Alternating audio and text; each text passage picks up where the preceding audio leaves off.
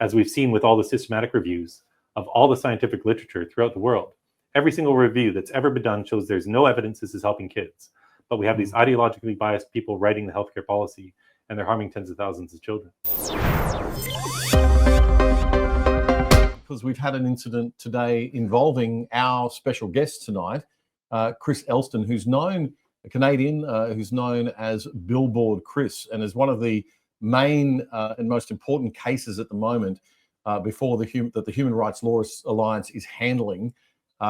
Very serious stuff. Those of you who know Billboard Chris's work would be very familiar with him as an activist against transgender ideology being imposed on children. And that a lot of people are opposed to that, even those who are supportive in other respects. So very important that we have a public debate about things like medical treatment in that space and puberty blockers and whatnot. So I'm very pleased to say that right now, from the Good Source studio here, we have right next to us Billboard Chris Elston. Welcome to Brisbane, and I'm and welcome to Australia more generally.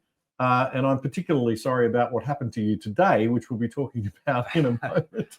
Yeah, that was interesting. Yeah, and we've got also John Steenhoff. John is the principal lawyer from the Human Rights Law Alliance, and that's the organisation that tonight we are raising money for. So we would like you very much to jump online at defendingdemocracy.au and help us build that war chest that we really need for the Human Rights Law Alliance to keep them doing the good work that they do in terms of fighting against the sorts of activism and vexatious claims that we'll be hearing about in so many of the cases that we'll be talking about tonight. But Chris, let's start with you. First of all, your background, if you could just quickly, before we get into what happened today, for those people who've never heard of Billboard Chris, who is Billboard Chris and what are you all about? I'm a dad. I have two girls. They're 13 and 15 years old. I used to be a financial advisor. I had a real job, but about 5 years ago, I got tired of what I consider to be the greatest child abuse scandal in the history of modern medicine, this practice of trying to change the sex of children with puberty blocking drugs, cross-sex hormones, and surgeries. I learned all about this starting in 2019, and in 2020 I decided to take a stand against this, doing really the only thing I could as a guy with no platform or media exposure or anything like that. I started going outside, talking to people. Yeah. And the first thing I did was I put up actual billboards, but I wear signs. I wear a sign that says children cannot consent to puberty blockers.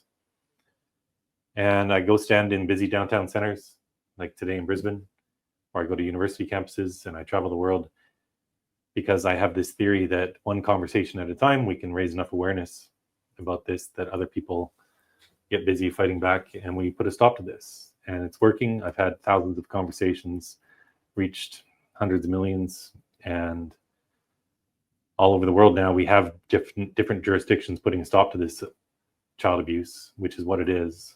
You've really had an impact, and I think you've had an incredible impact in terms of raising awareness. A lot of people who are concerned about the same issues wouldn't go to the extent that you went to here. What was it that made you go that extra step? What is it about you? Did your friends say, come on, Chris, what's going on here? No, I didn't even tell any friends before I started this. I think they all probably thought I'd lost my mind, to be honest with you. But you hadn't, right? No, this is, in those quiet moments where you're reflecting on things and you have those moments of clarity, this just seemed to be something I had to do. I knew I could make a difference by sticking at it. If you look at people in business, it's always people who persevere and just don't stop. And it started off small. I was only getting 20, 30 likes a tweet, but I knew if I stuck at it that other people would get involved and I'd make friends. And I always say good things happen when you go outside, and it's true. All sorts of heck breaks loose sometimes, like today, but I've made the best friends of my life on this journey. And there are now all sorts of conservative organizations, especially in the United States, fighting against this. And I've helped with different legislation and just raising awareness. The other side doesn't get more than $1 billion of taxpayers' money to bring you news from a centre-right perspective like the ABC does to bring you news from a left-wing perspective. In fact, we don't get a red cent from the government. We need voluntary donors and supporters like you to keep going and growing. And we hate asking for charity, so we've done a deal with what we think is the world's best VPN, virtual private network service. It'll keep you and your family truly safe without slowing down your internet speeds, and you can watch Netflix or other streaming services using your regular accounts with them as if you're viewing from any country in the world. And you can sign up for less than $3 a month and get a whopping 83% off the normal price. Just go to piavpn.com/otherside to sign up and get more info. That's piavpn.com/otherside. You're a testament to the impact that one person can have. And John, you've been involved with this case in Australia. Now, before we dive into what happened today, which I really want to get to, but I think we have to set it up right. We've got a situation right now that the Human Rights Law Alliance is involved in regarding a tweet that Chris put out some weeks back or months ago now? About a year ago. 2024. Okay, right. And in 2024, there was an article in the Daily Mail that talked about a trans activist named Teddy Cook, who's a trans-identifying woman, who had been appointed to a WHO committee. And the Daily Mail did an article where they went through Teddy Cook's personal profile on Facebook and found photos that promoted drug use, that talked about government-funded sex operations for transgender people, that had a whole bunch of things that most average Australians would probably find very questionable and objectionable. So Chris saw that article and did one of his tweets, and he's tweeting all day saying, this woman, yes, she's female, has been appointed to this committee. And he said, people who belong in psychiatric wards shouldn't be making guidelines for people who belong in psychiatric wards. Attached the article and thought no more about it. It was just one of the many tweets that he does exposing the activist reach on these issues and the way that they control these kinds of international committees. I've got to say, that's pretty tame stuff for Twitter, right? That's not exactly, I mean, if you disagree with that point of view, there should be a degree of tolerance, particularly in a liberal democracy, for a level of debate and criticism of that nature. And yet, and to be clear, she was appointed to a panel of experts at the World Health Organization, tasked with writing healthcare policy for kids and adults. Yeah, so it's a valid criticism of a public official. She's not a doctor. She's not a health professional. She's just an activist who herself is caught up in this. Right. So all over the world, this is what we see. We see people like the president of WPATH, or people involved at Kaiser Permanente, a huge medical organization throughout the US. The person speaking for the ACLU in a Supreme Court case right now about bans on childhood transition. These are people who all identify as trans themselves. And I don't think they should be the ones writing policy for this. As we've seen with all the systematic reviews of all the scientific literature throughout the world, every single review that's ever been done shows there's no evidence this is helping kids. But we have these ideologically biased people writing the healthcare policy, and they're harming tens of thousands of children. We've got to the point with this that I think, the science is pretty clear that there isn't any science there. Correct. And that what we are seeing is an ideological push that we do have to, we must be able to have the public debate at least. Now, if it wasn't for the Human Rights Law Alliance, this probably would have just gone unnoticed. The eSafety Commission, which is a problematic agency of the Australian government, really. I mean, we really need to review this, and it's disturbing that both major political parties support this commission. But it was set up by the Liberal Party as the Children's eSafety Commission, which was of good intent, and has morphed into this more broad organisation, which is now a censorship organisation of some concern to many Australians, and we should be able to debate this freely. But if it wasn't for the Human Rights Law Alliance, this would have just gone through to the keeper. The pressure was put on X. X took the post down, as these platforms are required to do. But John, you stepped in. The Human Rights Law Alliance has stepped in and is sending a very strong message, and there's been already some result. Absolutely. And it's important to give credit where credit is due. The first cab off the rank was the Free Speech Union of Australia. Very active in the UK and very well established here, just finding their feet, who took the initial complaint on behalf of Chris. We took another worthy organisation to support, the Free Speech Union of Australia, based in Melbourne, I understand. Yep. And then Chris was in contact with one of our network partners overseas called the Alliance Defending Freedom International. And through them, they came to us and said, look, this is a really important case because, number one, it's fighting against government censorship of free speech. And number two, it's in a very important area of free speech, which is the harms of transgender ideology and trans medicine for children. So it's been the value of those networks where we work alongside other organizations and then take the best cases and identify them and run them well. This is what's important about the work that the Human Rights Law Alliance does, right? Because it's about sending a message, not just setting legal precedent, of course, but also sending a message in terms of just activism and the message back to activists that, hey, if you want to play games with process and you want to push these things in a vexatious way, there will be a counter push. There will be a pushback. Yes, absolutely. And in this case, it's a government agency. And I believe it is unique in the West that you have someone like the eSafety Commissioner. Of all of the Western nations, Australia is the first cab off the rank.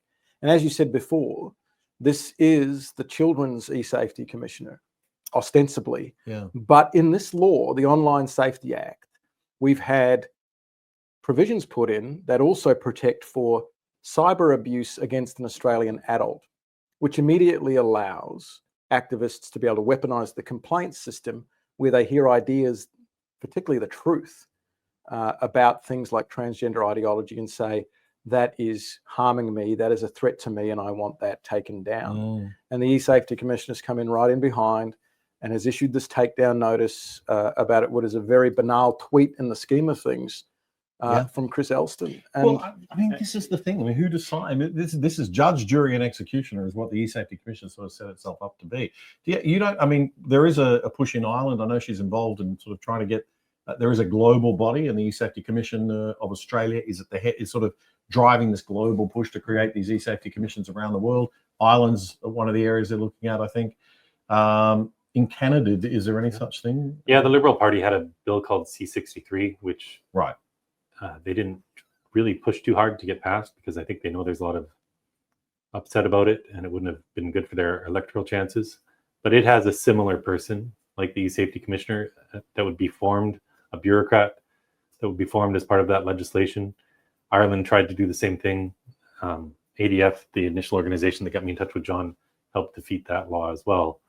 But it's important that we win these cases, or at least fight them, because all across the West, these same bills pop up. And if you don't fight them back in one country, they're more likely to pop up in other countries. But we are all connected.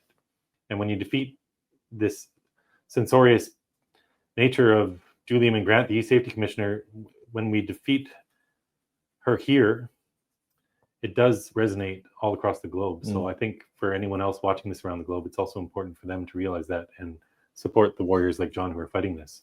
And I should add that bill was a Trojan horse. It was originally about stopping childhood sexual exploitation online, which everyone can get behind. Right. But then they add in these other things. Right. And the initial complaint wasn't even about the words of my tweet. It was a complaint from Teddy Cook about the image that the Daily Mail had included in their article of this bestiality. And she had complained about 5 separate accounts. But the eSafety Commissioner took it upon themselves to order X to take down my post based on my wording. It wasn't even a complaint from Teddy Cook. Wow. Okay. That's extraordinary. How much John, this is probably a question for you as a lawyer, how much does a precedent in Canada, another sort of British legal system jurisdiction, can that have weight in an Australian case? It can. Not as much weight as a domestic decision, for sure, but these decisions from overseas are definitely influential. And in fact, in an appeal hearing that we just heard last week in the case of Lyle Shelton, who's going to be here tonight as well, the opposition who was appealing our win in that case against a hate speech allegation against Lyle, they used evidence that relied substantially on cases from Canada and other places where there's been more of an advance in the censoring of speech and in the finding in courts of harm based on speech. So they do have some weight, not as much as domestic cases, but they do have weight. And the similarity between Canada and Australia, I suppose, gives a little bit more weight. But just to clarify, you were talking about the Liberal Party before. Your Liberal Party is, of course, your left-wing party, the party that Justin Trudeau was the Prime Minister and leader of, and now Mr. Carney. has taken over, and you have an election coming up a couple of weeks before ours. Yeah, It'll it's be good timing interesting. for all of this, to be honest. Yeah, it's Raise going to some be an awareness. interesting couple of months. All right, now we have a bit of an exclusive because your story, what happened to you mere hours ago in our fair Olympic city of Brisbane, beacon to the world. Do you want to tell us what happened? You were out in the Queen Street Mall in the Brisbane CBD today. Is that right? That's right. I headed downtown. I go to find wherever the busiest spots are in cities, and I don't know the area, so I just drove around a little, and I found this spot, which was great. Tons of foot traffic. And so I was on Queen Street, and I was in the town square there. And I set up my tripod with my camera on it by a pole out of the way. Also, people tend to knock my equipment down sometimes trying to smash it, so I try to hide it. And I was just standing at the corner of this huge town square having conversations when a municipal bylaw officer, someone representing the council, told me that I had no right to be there. He said I was infringing on people's freedom of movement in this huge square. Sounds like you're in King George Square outside City Yes, Hall. that's right. Okay, and this is a council. Oh, no, it wasn't King George Square. It was the shopping district. Oh, okay, so it was the Brisbane City Mall, Just Queen east. Street Mall, Yeah. right? And this was a city council enforcement officer. That's right. Not a Queensland police officer. That's right. Okay, and what did the city council officer just told you to move on? Was that? He said I was infringing on people's movement and that I had stopped somebody, which is just an outright lie. And I record every single second of my time out there. But yeah, he said I was infringing on people's movement, obstructing them, and that I had to leave. And I said, of course, this is not true, and I'm not leaving. So he gave me an $806 fine. He printed off a ticket. And then after he gave me the ticket, he said, well, you still have to move. I said, I'm not moving. So the police came. 9 or 10 police officers. 9 or 10? Yeah. How long did it take them to get there? I'm used to this. I've had. Did they get there quickly? I'm pretty sure 10 officers is kind of low. Yeah, I've dealt with police probably 300 times. I'm not exaggerating. I'm used to this. And I haven't been arrested since 2020 after getting assaulted, which has happened a couple times. They think it's easier to just get rid of me than the violent people coming at me. In Canada? Yeah, in Vancouver, Canada. I was arrested twice after getting assaulted. And I think they learned pretty quickly to stop doing that. They get a lot of complaints. So things have been fine for me since then. I've had many assaults, but no arrests. And then today they said they were going to arrest me if I didn't leave. And I said, I'm not leaving. I don't think they knew what to do with me. They did. About 45 minutes later, all the police had just been standing there talking amongst themselves. And then they printed off the actual legislation for this municipal bylaw, which said that I cannot obstruct people's movements, which I wasn't doing. So I know my rights, and I'm willing to get arrested if need be to fight for them. I don't think we should be standing down and letting people abuse their authority. So I really didn't feel like getting arrested, and I don't want to go to jail. I have an important court case to attend next week, but it just didn't sit right with me to follow their instructions and leave. I didn't think it was right. So, well, good on you, Chris, because most people, I'm sad to say, and particularly in Australian culture, I'm sad to say, we do have a bit of a lay down and take it mentality in this country because we are a little bit laid back. There's a small percentage of the population that will fight, but not too many, unfortunately. I think most people would say, oh, don't hassle, don't create a problem. Right. It's great that you stood your ground. And people don't realize the importance of standing their ground in these little situations that seem trivial, but it is actually important because it all mounts up. Yeah, and I'm confident if we go to court that I'm going to win. So anyway, they did end up saying they were going to arrest me and charge me. And I said, okay, if that's what has to happen, that's what has to happen. And they forcefully removed me. Of course, I'm not going to resist arrest. I'm not going to fight police. I'm as peaceful as they come. I'm the guy who wants to fund the police. I'm not the other side. Yes, it'd be good if they remembered that. Most police do. So they forcibly removed me, and I thought I was going to jail. But after they got me off to this other street, I don't think they wanted to arrest me. I think they know what they're doing is wrong, and they released me. So let's just, I mean, you've been arrested before, as you said, and that's resulted in assault in Canada. Is that right? Well, I was arrested after getting assaulted. Ah, okay. By police or? No, by right. By Antifa type people. Right. Okay. And Yeah. so you right. Okay. Instead of arresting the people that were assaulting you, they were for you. That's right. Which reminds me of the case of Avi Yemeni, the Rebel News reporter here in Australia, who in Melbourne was arrested by the police in order to protect him from the protesters that were protesting him. Right. One of the 3 times that he was arrested, the other couple of times were a bit aggressive, and he stood his ground and fought it, and got a formal apology from the police. So it's important, I think, to sometimes just draw a line and say, no, and to know your rights. And what was interesting was I said, surely there have been other people with signs here. And of course there are. Now, the sign was hideously offensive. The sign is hideously offensive. I think John's got it. There we go. Let's get that sign. Stuff. This ought to be. Children cannot consent to puberty blockers. Dear, how dare you hold such outrageous views? That's it. And bring them to our country. Show the other side too, man. I like Oh the yeah. other side So as this well. one was this was on my back. People love this one. Dad, a human male who protects his kids from gender ideology. Yeah, I Because do that's like what that it is one. to be a dad in this day and age. But interestingly, I am the first person they have ever applied this law to, despite all sorts of people with all sorts of causes and signs hanging out in that same public street shopping district area. They've never done this to anyone. I wasn't even there an hour, and the message that we shouldn't be blocking puberty in children was a step too far for them. Yeah. And it's hard to stand your ground if you don't know that there's support there. And we are in a situation where ordinary people, probably can't afford to push back on these things. And that's why it's so important to have an organization like the Human Rights Law Alliance. That's why we're here tonight. It's where so many people are volunteering their time, have volunteered their time to produce videos for us and to be here and while you're here. So please, let's get behind this very important cause for Australia. We complain a lot, we whine a lot about the things that are going on out there. We've got a bunch of people doing something. We've got a bunch of people standing up and saying, no more. We've had enough.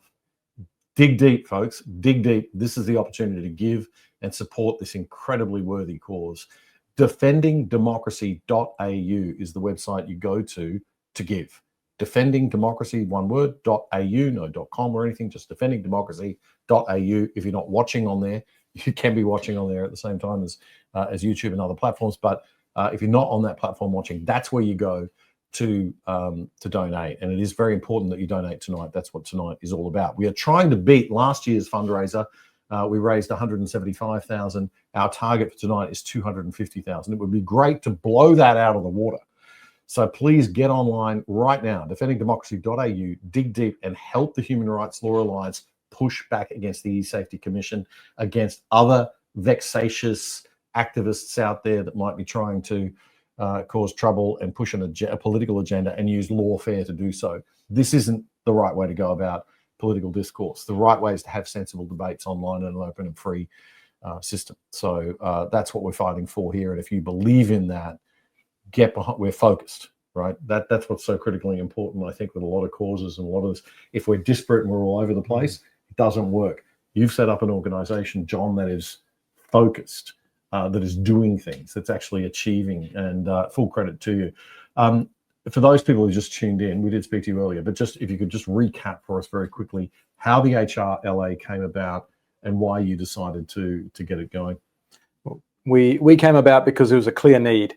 There were people who were losing their jobs, who were being disciplined at universities, who were finding themselves stood down for having the wrong opinions. We saw increasingly this cancel culture thing where when someone goes on an offense archaeology dig into your social media history, finds something that's not in step with the current political fashions, that they come after you and they don't speak to you about your ideas. They go to your employer, to voluntary organizations that you're with, and they get you silenced, cancelled.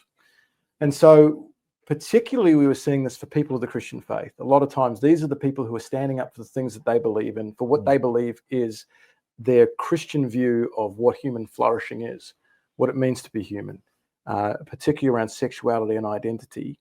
These are things that are hot button topics right now, and people were getting in trouble simply for holding the wrong views and expressing them.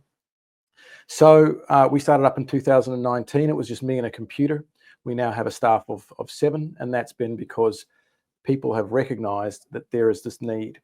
For every public case that we run, there's plenty of cases where we've helped people who are still in their jobs still in their organisations who we can't talk about publicly, whose stories can't be shared because, of course, those stories are the subject of a confidential settlement. Sure. Yeah. But those are really good results. These cases are great because the public gets to see the tip of the iceberg of the cases that go to court. And we want to win these cases because we want to be able to set these precedents. So HRLA is there to run the best cases using the best lawyers and the best experts to get the best results. Yeah. Chris, I'm sorry you had such a pleasant introduction to our town. It's fine. All of this backfires. Yeah. Like when I first received the takedown notice from the eSafety commissioner, what happened was X's legal team forwarded me the takedown notice that the government of Australia had sent to them. And I said, beautiful. I'd forgotten about this tweet, but I thought, this is great. This is the Streisand effect. They're trying to silence me. They're trying to silence debate on this issue. And all it's going to do is backfire spectacularly, as it has. And now we have this very important lawsuit against the government fighting for freedom of speech in Australia. And it's the same thing with today. They tried to abuse their authority to silence a man who says we shouldn't block puberty in kids. Yeah, terrible. Kids who overwhelmingly are on the autism spectrum, girls who have suffered sexual abuse, kids who've had trauma, who have depression, anxiety, who have other issues going on.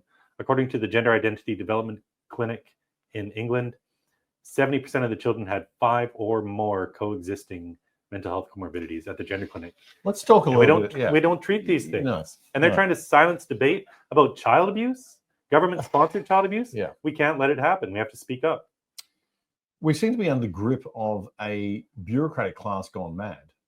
There's something culturally very wrong at a bureaucracy level in our Western civilizations, I think, with some of the way that this policy is being administered.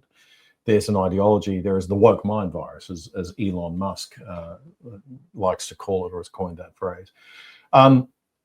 Do you see a change occurring? Have you noticed since you've been active that there is a shift? Oh, absolutely. In a positive direction? When I started talking about this in September 2020, almost nobody knew what this was when I was on the street. They didn't know what puberty blockers were. Now I get constant high fives, thank yous, people honking their horns. I got tons of support out on the street today. In the midst of that whole melee with all the police and everything, at one point there was like an ovation of 20 people standing around me, thanking me for what I'm doing. People know this is wrong, but the radical left has hijacked the entire left.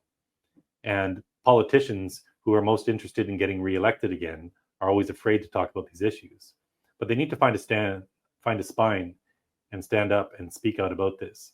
Because all over the world, every systematic review that's ever been done of all the scientific literature shows this isn't helping kids. They've stopped this in England, Scotland, Denmark, Finland, Norway's putting a stop to it. Systematic review in Germany was very good for our cause. 27 states in the United States have put a stop to this. And even in Canada, the province of Alberta has stopped this for children under 16 years of age.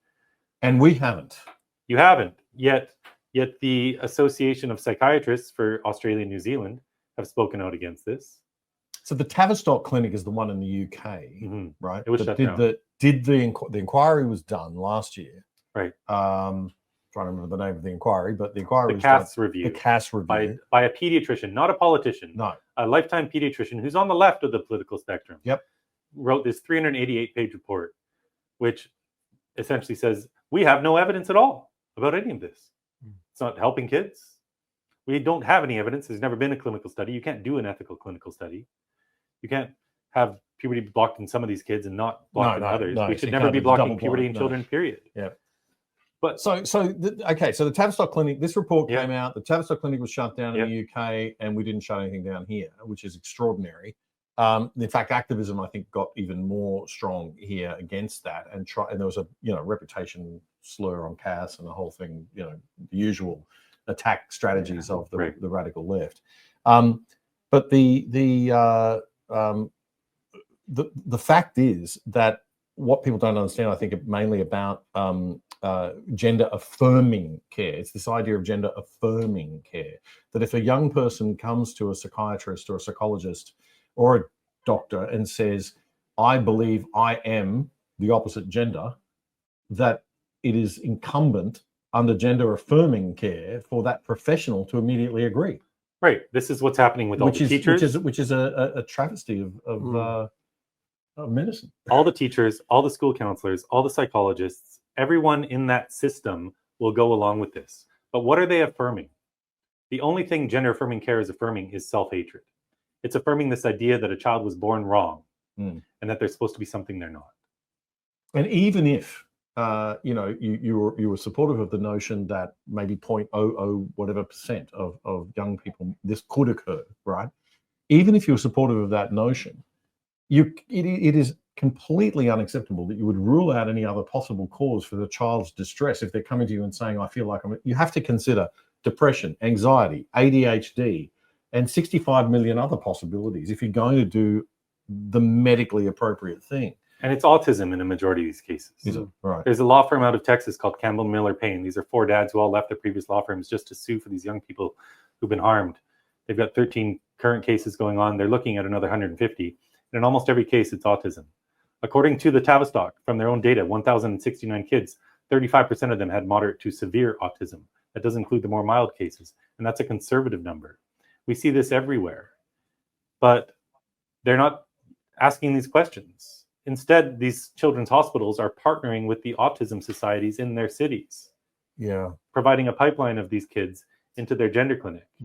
And even if it was the 0.00 whatever percent, well, guess what? It used to be gender dysphoria, this condition of distress with one's sex, used to affect maybe 1 out of 30,000 boys. It used to be called gender identity disorder until 2013 in the DSM when it changed to gender dysphoria. But we know from all of the academic studies that were done before they started drugging these kids with puberty blockers and hormones, all the academic studies show that 80 to 90% of the time, on average, these kids grew out of it. Their gender dysphoria desisted when they went through puberty. The cure for gender dysphoria, back when this affected a very small minority, and it started with mostly boys at a very young age, the cure for gender dysphoria was puberty. Now we block puberty blocking. You need puberty. We block the cure. And a majority of those kids also grew up to be gay. So the left like to talk about conversion therapy. They pass all these bills saying if you help a girl try to feel comfortable as a girl, that's now conversion therapy. Well, the actual conversion therapy going on is transitioning these kids. Are they going to grow up to be gay or are they trans? I can define for you what being gay is. Nobody can define for you what it means for a girl to be a boy. They can't define what gender identity is without resorting to regressive stereotypes. They can't tell you what being transgender even means. This whole thing is a great deception that's spread all across the West. There's not 1 ounce of truth to any of it. And so this lawsuit's very important for a variety of reasons. It's important for free speech for Australians. It's important we win. But it's also important because we're creating mass awareness about this lie, teaching our children that they must have been born wrong. Yeah, it's extraordinary. Stay with it, Chris. We'd like to have you back on in the next hour, if that's possible, if you're around. John, thank you again for all the great work that you're doing, and you'll join us again throughout the evening as we continue this very important fundraising online event.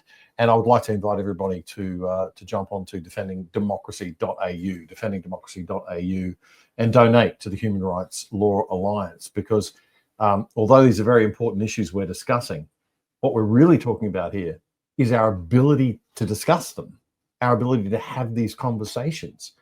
Imagine if we couldn't do that.